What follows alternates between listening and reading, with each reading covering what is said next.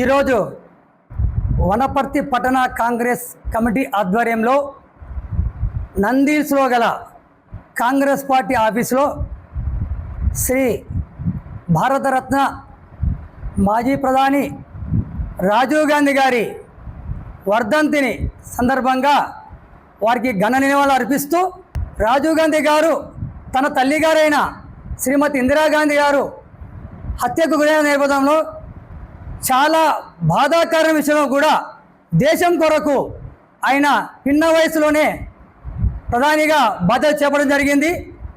దాని తర్వాత జరిగిన ఎలక్షన్లలో ఎప్పుడు లేని విధంగా ఇదివరకు ఎప్పుడు లేని విధంగా 401 స్థానాల్లో కాంగ్రెస్ పార్టీ గెలిపించుకోండి. దాదాపుగా 10 సంవత్సరాలు కాంగ్రెస్ పార్టీ కొరకు దేశ ప్రధానిగా ఆయన సేవలు అందించాడు. ఆయన ఏ ఒక్క ప్రాంతానికో పరిమితం కాలేదు.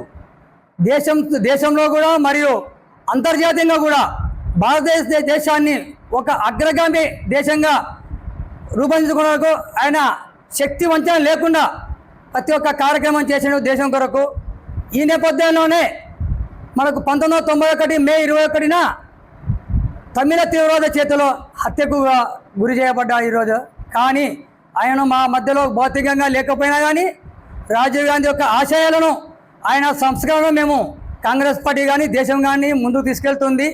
మరియు మరొక ముఖ్య విషయం అంటే ఈరోజు భారతదేశం ఇంత అభివృద్ధి చెందిందంటే 1980లో ఆయన టెలిఫోన్ రంగాన్ని మరియు కంప్యూటర్ రంగాన్ని ఆయన దూరదృష్టితో ఉంచుకొని ఈ యొక్క విభాగంలో మన దేశాన్ని ముందుకు తీసుకెళ్లాడు. ఈయన హయాంలోనే మనకు ఇవన్నీ వాడుకలోకి వచ్చాయి.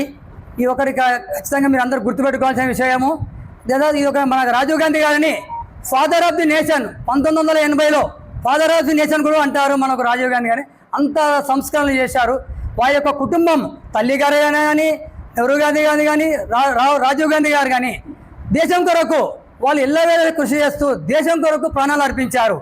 కాబట్టి వాళ్ళని మేము ఈరోజు స్మరించుకుంటున్నాం. మేము ఈరోజు వాళ్ళ ఆశయాలను మేము ముందుకు తీసుకెళ్తాం. ఇలాగే కాంగ్రెస్ పార్టీ ఉన్నంత వరకు మన ప్రపంచం ఉన్నంత వరకు రాజీవ్ గాంధీ యొక్క ఆశయాలను మేము అవన్నీ స్మరించుకుంటూ వారి ఆశయాలను ముందుకు తీసుకెళ్తామని పనిచేస్తాం.